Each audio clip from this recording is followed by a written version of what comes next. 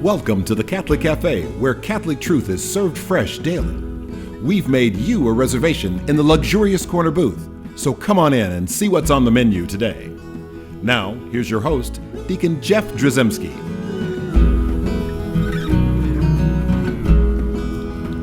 Greetings and welcome to the Catholic Cafe. I'm Deacon Jeff, sitting in the luxurious corner booth of the Catholic Cafe, and I'm joined, as always, by Ziggy Rodriguez. That's me. Sam is here, and we are so excited because we have a great opportunity today. You know, the Catholic Cafe, we've never really done a show that's we'll just say kind of political. And I'm just using that word, and I know that scares a lot of people. So if you like to write letters into like EWTN or whatever and say these guys are doing politics, go right ahead. But we're going to do it in a great way. We have Peter Sonsky with us today. Peter, hello. How are you? Deacon, I'm great. I'm so glad you're here. You've agreed to come and join us here in the Catholic Cafe. If you don't know, Peter Sonsky is the American Solidarity Party candidate, presidential candidate. So this is a first for us. We've never had a presidential candidate on the air. Now, we'll say this.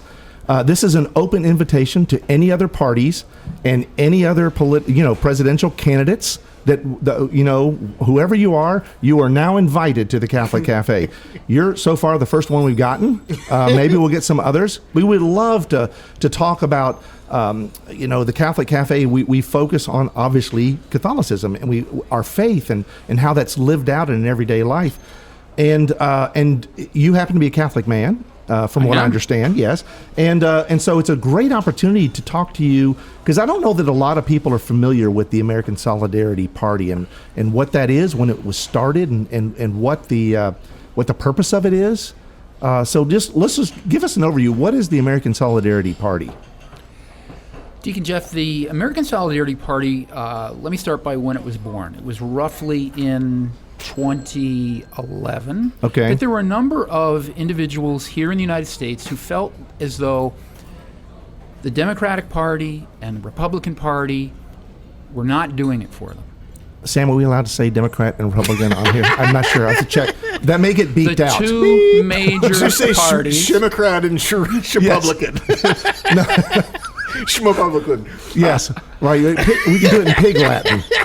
Anyway, I'm so sorry. The Red Party and the Blue Party. Yeah, there you go. That's fine. That's fine. We're not doing it for them. Yeah. They felt that the policies and positions that were on the right and those on the left were not holistic enough. They were not together enough, because there were values that they saw on both sides that they appreciated, but they couldn't have them together. They had to have them either or.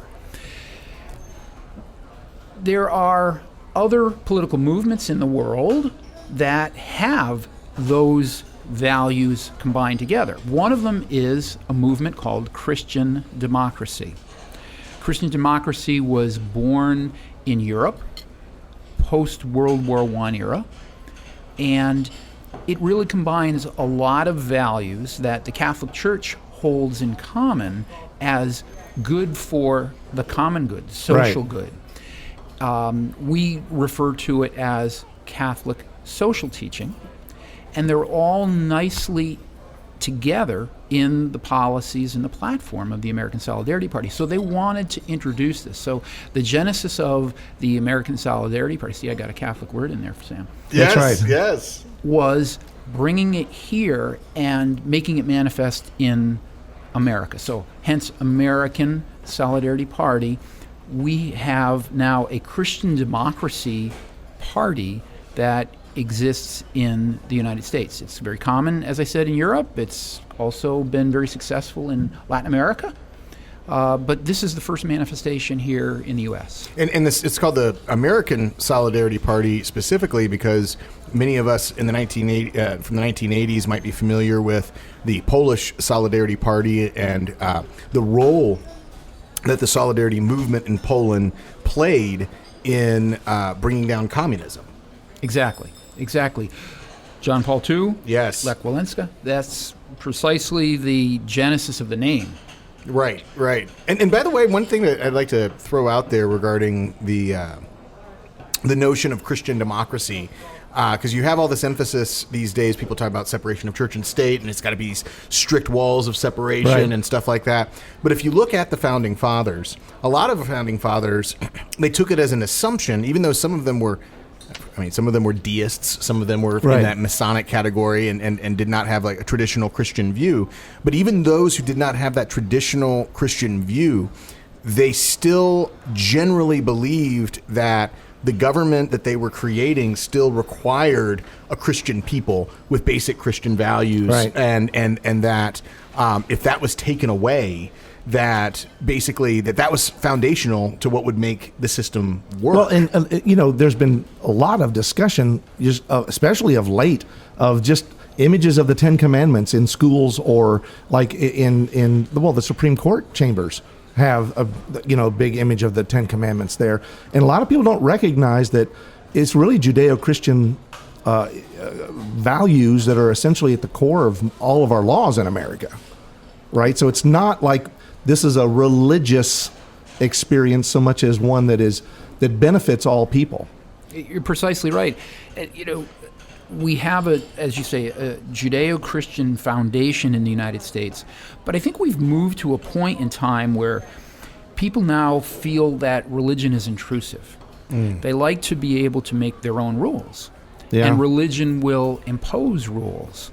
And if I've got to be classified as this Christian or that Christian or Jewish or whatever faith practice they follow, they've got to identify and hopefully observe those rules. And sometimes those are rules that are very uncomfortable and not preferred. One thing that I think is important to highlight as well, because it's in the platform page, and you've mentioned it in some other interviews that I've seen, is that the American Solidarity Party is very conscious of the fact that the society itself is a pluralistic society, and that Christian principles are being introduced to the governance of that pluralistic society. Is that am I stating that correctly, or? Oh, precisely. Yeah. But it's important to point out that all of the values that we propose in our platform, the values that we hold, are all intended for the common good. Right. I used the term Catholic social teaching earlier. Catholic social teaching is a worldview through a Catholic lens. It's meant for everyone. It's right. not It benefits not just exclusively. Catholics. Bingo. Right. Yeah. Absolutely. See, I said another Catholic word. Bingo. Well, I'm gonna, Not in Tennessee, unfortunately. There's a law. So. well, and speaking of the law, with the natural law, that's something that is accessible without revelation. Like I'm going to go into the nerd category for a second with, St. Thomas You never Aquinas. got out of the nerd category. Let's just be honest. But his work, Summa Contra Gentiles, that is specifically written to kind of find the end of reason and where you need revelation and how far can you go with reason alone. And I mean, along that journey, he shows that the Ten Commandments don't require revelation, that you can justify all the Ten Commandments from reason alone, the existence of God and the basics of morality. Certain things like the Trinity require revelation, but not everything, And at the end of the day, when you consider what St. Thomas Aquinas had laid out, what that means is that when the Ten Commandments were presented to the people of Israel, God was really returning them to natural reason and natural law. That's something that they could have potentially, reasoned on their own that this is how we should live our lives, but because they had gone astray in the way they did, they needed revelation. We, grow from that revelation as well. But natural law doesn't require revelation. Natural law can be a dialogue with someone who's a non-believer, and you can still discuss what is right in a deep sense, as opposed to having to adopt this sort of attitude of relativism that has become so popular these days. Precisely. Natural law is in all of us, right? It's innate.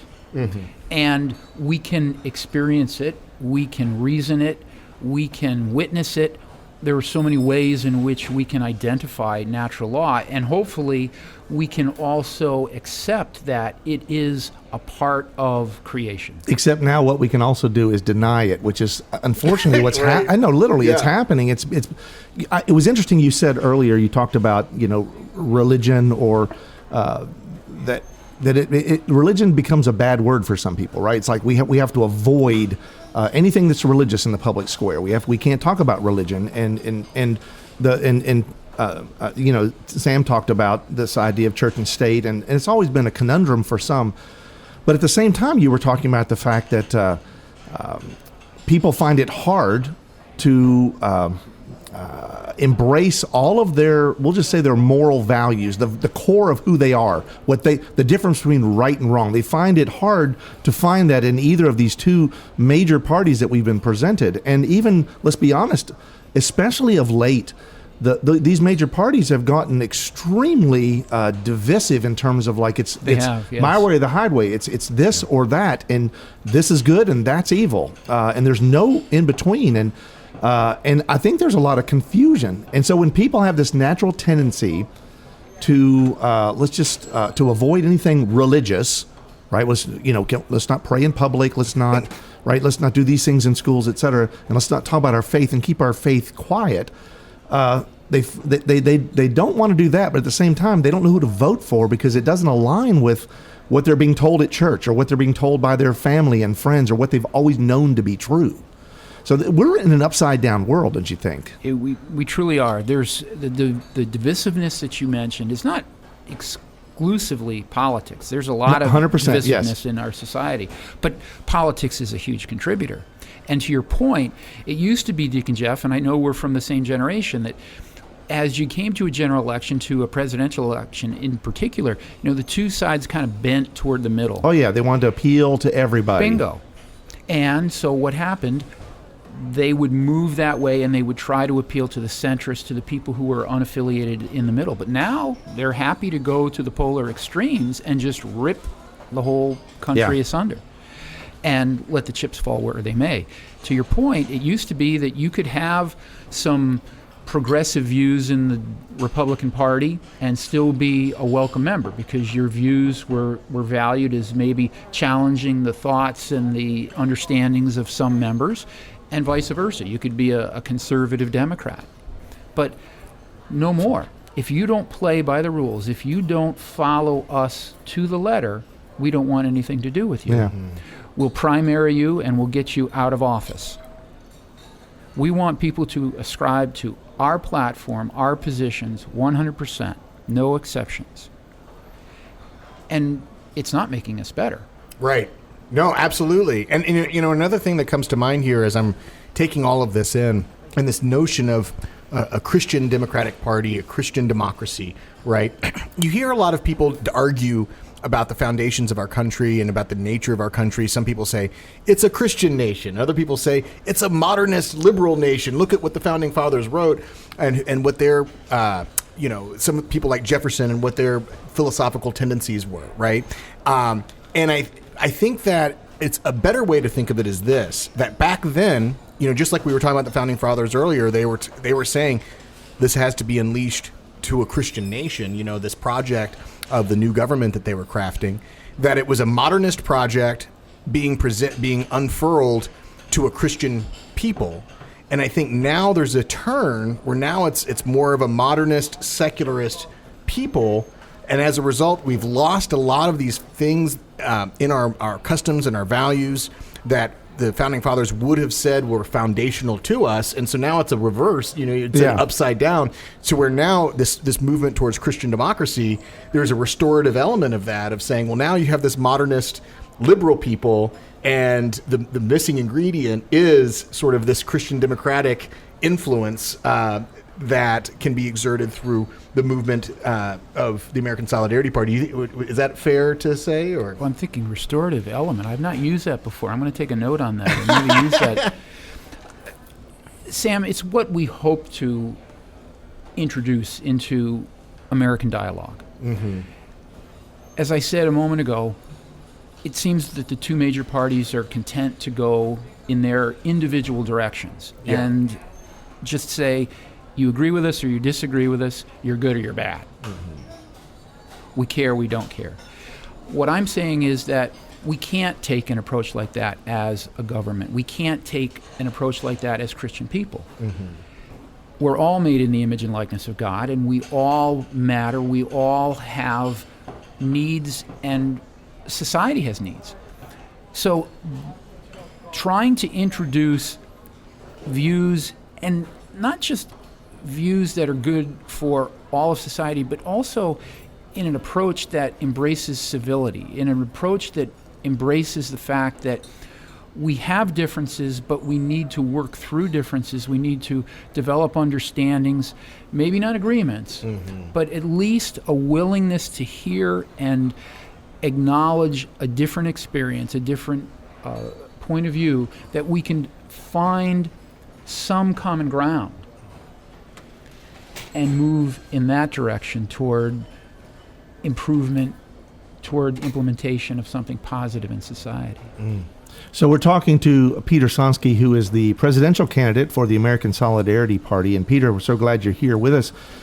So we've been talking about a lot of stuff in the history of this and that and how the country was founded and maybe where we've kind of wandered all over the place in terms of our politics and what's been happening the last several years.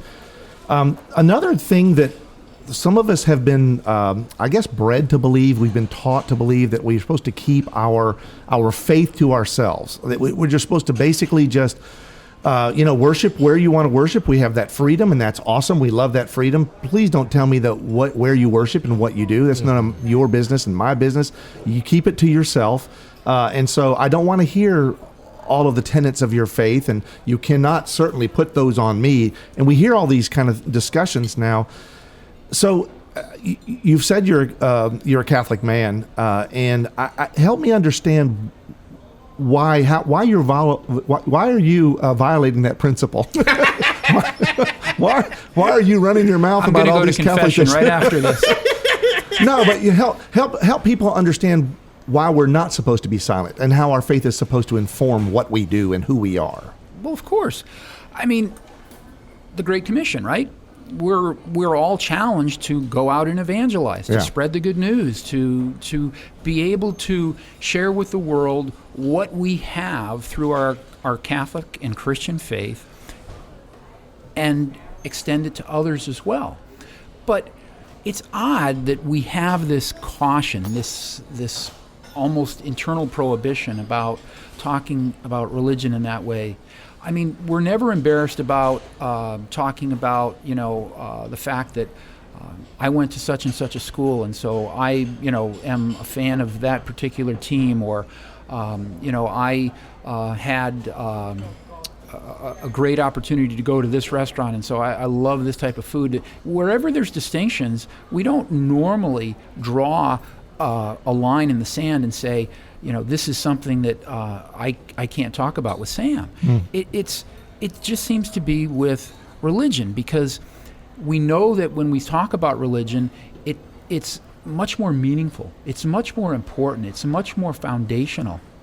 And I wonder if that's what maybe causes some of those cautions, that tendency to put your hand up and say, whoa, wait a minute, I'm not sure that I want to be influenced quite this way. Yeah. It sounds to me like the dogma lives loudly in Peter Sonsky. Yes. I like to describe it that like Catholicism, or whatever your faith is not like a suit of clothes. It's not something that you wear on the outside. It's more about what's on the inside and what you've been formed to become. It's who you are and the context within which you operate in your environment. And that's way different than like, well, I'm putting on this hat that says I like this team, or that I go shop at this tire store, right? Sure. You're not an advertisement for religion. Not at all. Deacon Jeff, every politician has a set of values, a set of experiences, a set of views and visions that forms him or her. There's no denying that. It's true of everyone, not just politicians. We all have an agenda, if you will, because we have a particular sense of things, and we bring that to all that we do.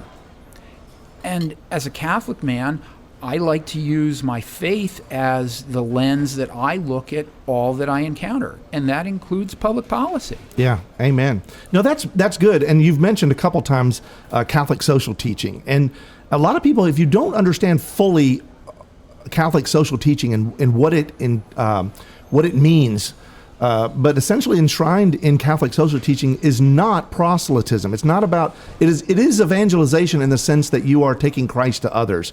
But rarely in Catholic social teaching are you saying, well, let's help these prisoners in this experience, but make sure that they become Catholic at the end of it. Let's help these poor people in this neighborhood, but let's make sure that they understand that they need to be Catholic to fully appreciate or receive. It's not related in that way. Catholic social teaching is a teaching that's because we are Catholic. Right, it's not making people Catholic, and a lot of people they misunderstand that and think, oh, if we elect a Catholic, we're gonna have this. They thought that about John Kennedy, that he was going to be taking orders from the Pope, and there's this guy over in Rome going to be telling America what to do.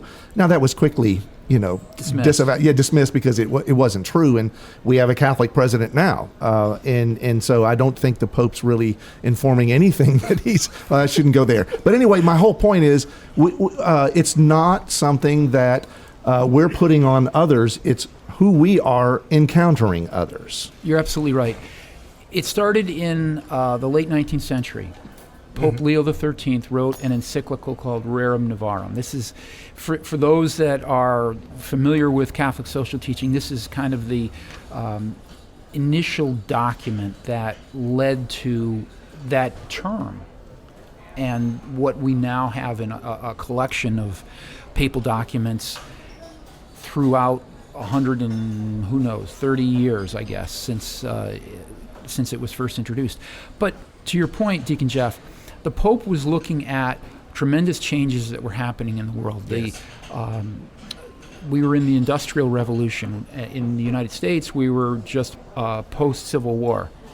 And there was a lot of upheaval. There was a lot of change. People were going from an existence of subsistence, caring for themselves, and they were going into employment and labor and actually working for a wage and working in factories. And the Pope was looking at this, and he was seeing the potential for a disrespect of workers, of laborers, and an abuse in the sense of viewing them less than human and viewing their contributions as less than a real expression of them as human beings, as they were cogs in a machine. Their value was specifically what they could accomplish. Right. I often consider it as just like another component of raw material. Okay, You've got this material, that material, and labor is another component, a cog, to your point. And so he wrote this letter to the world. Obviously, it's addressed to the bishops. That's what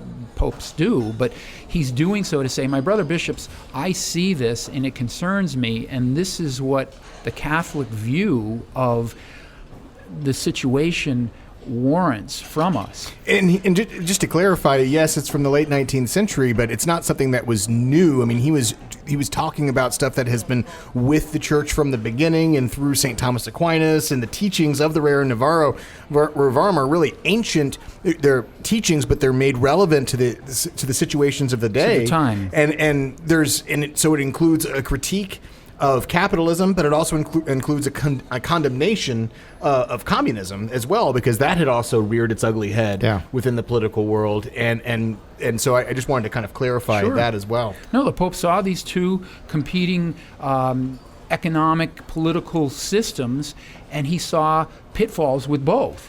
And so in drafting this, he wanted to make clear that there are things that we need to avoid. And it's been developed over time, even up to the present Pope. Fratelli Tutti is a document that could be included as Catholic social teaching. Virtually all of the documents of popes in the modern era are directed to their understanding of the world. Yeah, amen. So we only have like a little over, maybe not quite 2 minutes left. Help me understand why you're running. I mean, it's not typical that someone gets up in the morning and says, you know what, I think I'm going to run for president. Well, Deacon Jeff, believe it or not, I have a loose wire. Which is partially true. Yeah. Yes, this is not something that a person just wakes up in the morning and says, I'm going to run for the President of the United States, the most revered, the most considerably Most powerful, yeah. position in the world. But it's something that I felt that it was a point in my life, and there was a need in myself and an encouragement from others to pursue this, somewhat to challenge the status quo, but more than anything to try to bring a new view to the present circumstances. It's not so much to say, you're wrong. It's to say, hey, what about this? I've got a different perspective than either of you have. It includes some of what you like and some of what you like, but when we put these together, they really kind of meld. They come together, they make a lot more sense. And there's so many people that believe today that it can't be so because it's not a part of my party's political platform. But that's not true. There are countless political systems in the world that have more than two parties that are very effective. Yeah. And our two-party system has been very limiting as of late, right? Because it's gotten to what we described before. And there's a lot of confusion out there about what we should do and what we shouldn't do and what's right one. Are we going to vote for the lesser of evils and all these kind of things? We have a lot more to talk about. I don't want us to end with this particular one program. I want to invite you back and do another program because I want to talk about some of the American Solidarity Party's platform policies, the issues, what it is that particular political party is basically who you are. And I want to talk about that so that people can hear more of that. So Peter Sonsky, presidential candidate and Catholic man, thank you for being with us today. And let's ask the Blessed Virgin Mary, the patroness of America, to watch over us. Hail Mary, full of grace, the Lord is with thee. Blessed art thou among women, and blessed is the fruit of thy womb, Jesus. Holy Mary, Mother of God, pray for us sinners, now and in the hour of our death. Amen. Thanks for listening to the Catholic Cafe. If you'd like to contact Deacon Jeff, send him an email at deaconjeff@thecatholiccafe.com. Visit us on the web at thecatholiccafe.com. You can also find us on iTunes or follow us on Facebook and Twitter. The Catholic Cafe is brought to you by the Order of Malta Federal Association. Join us again at the Catholic Cafe, serving up salvation one cup of coffee at a time.